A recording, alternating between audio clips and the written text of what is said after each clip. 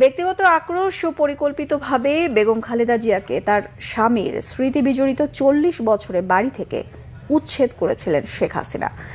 2010 সালে আইন আদালতের দোহাই দিলেও পতনের আগে নিজেই স্বীকার করেছিলেন তার এই জেদ পূরণের কথা। 14 বছর পর সেই উচ্ছেদ অভিযানের ভিডিও ফুটেজে প্রমাণ মিলেছে চরম দুর্ব্যবহার ও অপমান করে বাড়ি থেকে বের করা হয়েছিল সাবেক সেনাপ্রধান ও রাষ্ট্রপতি পরিবারকে। মিরাজ হোসেন গাজীর বিশেষ রিপোর্ট। তারা জবরদস্তি ধাক্কা মেরে আমাকে বাড়ি থেকে বের করেছে। কার কাছে আমি বিচার চাইব? সেদিন বেগম খালেদা জিয়ার কান্নায় কেঁদেছিলেন বিএনপির গুলশান কার্যালয়ে উপস্থিত দলের নেতাকর্মী সহ দেশের অগণিত মানুষ। কিভাবে রাষ্ট্রীয় সন্ত্রাসের মাধ্যমে আমাকে শহীদ জিয়ার স্মৃতি বিজড়িত বাড়ি থেকে উচ্ছেদ করা হয়েছে। একজন বিরোধী দলীয় নেত্রী, সাবেক 3 বারের প্রধানমন্ত্রী, সাবেক রাষ্ট্রপতি ও সাবেক সেনাপ্রধানের সহধর্মিণী, তার এমন কান্নার পিছনের কথা জানেন না তরুণ প্রজন্মের অনেকেই। কি সেই অজানা কথা? আমি প্রায় 40 বছর ধরে এই বাড়িতে বাস করে আসছি। স্মৃতিময় বাড়ির সঙ্গে জোর করে ছিন্ন করা হলো আমার এতকালের সম্পর্ক। 13 নভেম্বর 2010 স্বামী জিয়াউর রহমানের স্মৃতি বিজড়িত 40 বছরের বাড়ি থেকে এক প্রকার টেনে হিঁচড়ে বের করে দেওয়ার বর্ণনা ছিল হৃদয় বিদারক। আজকে যেভাবে আমাকে অপমান করা হয়েছে, ঘরের দরজা ভেঙে আমার বেডরুমের দরজা ভেঙে রীতিমাত্র ট্রেনিং হিচড়ে তারা বের করেছে। আওয়ামী লীগ সরকারের পক্ষ থেকে সেদিন বেগম জিয়ার অভিযোগ অস্বীকার করে উল্টো তার বিরুদ্ধেই নানা অপবাদ ও অভিযোগ দেয়া হয়। টেনে হিচড়ে বাড়ি থেকে বের করে দেয়া, দরজার তালা ভাঙা, এক কাপড়ে চলতে যেতে বাধ্য করা, নিকটাত্মীয়ের সাথে অসদাচরণ নিতান্তই অসত্য, বানোয়াট ও উদ্দেশ্য প্রণোদিত। প্রায় 14 বছরের অপেক্ষার পর এবার জাতির সামনে সেই উচ্ছেদ অভিযানের অজানা কাহিনী। 2010 সালের সেই উচ্ছেদ অভিযানে ধারণ করা ভিডিওতে দেখা যাচ্ছে বেগম খালেদা জিয়া বাসার ভিতরে সোফায় বসে আছেন। তাকে বের হয়ে আসতে বলছেন উচ্ছেদে নেতৃত্বে দেয়া কর্মকর্তারা। আপনি সহযোগিতা করেন না ম্যাডাম, এই জন্য হয়তো বাধ্য হওয়া হচ্ছে। আমি সহযোগিতা সবসময় করি,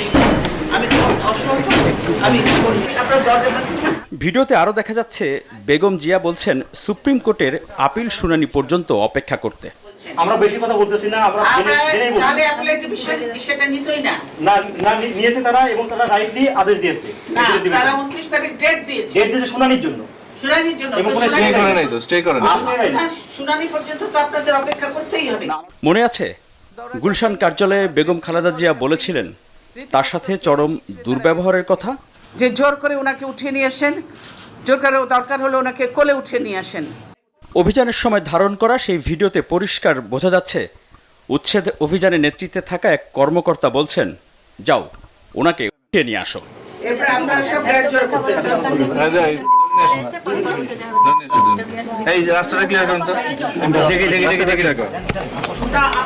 এছাড়া বেগম খালেদা জিয়ার বেডরুমের দরজা ভেঙে ভিতরে প্রবেশ করেছিল উচ্ছেদ অভিযানে অংশ নেওয়া সদস্যরা। সবচেয়ে সুন্দর ঘর বেগম খালেদা জিয়ার শোবার ঘরটি। শুধু তাই নয়, পরবর্তীতে নির্ধারিত কয়েকটি গণমাধ্যমের সাংবাদিককে নিয়ে আপত্তিকর কিছু দৃশ্য প্রচারের নাটক মঞ্চস্থ করা হয়েছিল। বলতে গেলে বাথরুমটি আরও অভিজাত। জিয়া পরিবারকে তাদের বাড়ি ছাড়া করার আগে ও পরে শেখ হাসিনা সহ তার সরকারের পক্ষে দাবি করা হয়েছিল আইন অনুযায়ী এবং আদালতের রায় মেনেই উচ্ছেদ অভিযান চালানো হয়।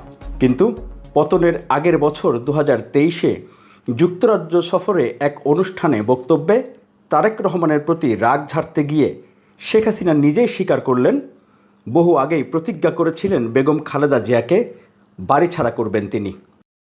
এটা আটকালো, আমি কিন্তু তখন লিডার অফ দ্য অপোজিশন এবং ফ্ল্যাগ গেড়ে আটকালো। আরে আমার বাবা দেশ স্বাধীন করেছিল বলে না এই ক্যান্টনমেন্ট, আর ওই মেজর জেনারেল প্রমোশনটা তো আমার বাপেরই দেওয়া ছিল। আর আমি ক্যান্টনমেন্টে ঢুকলে আমার বিরুদ্ধে মামলা। সেদিন প্রতিজ্ঞা করেছিলাম যে ওই ক্যান্টনমেন্টে বসবাস করতে হবে না, যেদিন সময় পাবো বের করে দেবো। স্বামী জিয়াউর রহমানের স্মৃতি বিজড়িত 40 বছরের বাড়ি থেকে রাষ্ট্রীয় ক্ষমতার অপব্যবহার দ্বারা উচ্ছেদ হওয়ার পর বেগম খালেদা জিয়ার সেই অসহায়ত্ব আর কান্না হয়তো এই গণভবনের ভেতরে বসে দেখছিলেন আর উপভোগ করছিলেন সে সময়ের প্রধানমন্ত্রী শেখ হাসিনা। কিন্তু 14 বছরের মাথায় ছাত্র নাগরিকদের অভ্যুত্থানে জনরোষ থেকে রক্ষা পেতে এই গণভবন থেকে অর্থাৎ নিজের বাসভবন থেকেই শুধু পালিয়ে যাননি, দেশ ছেড়েই পালিয়ে যান শেখ হাসিনা। মিরাজ হোসেন গাজী, বাংলা ভিশন, ঢাকা।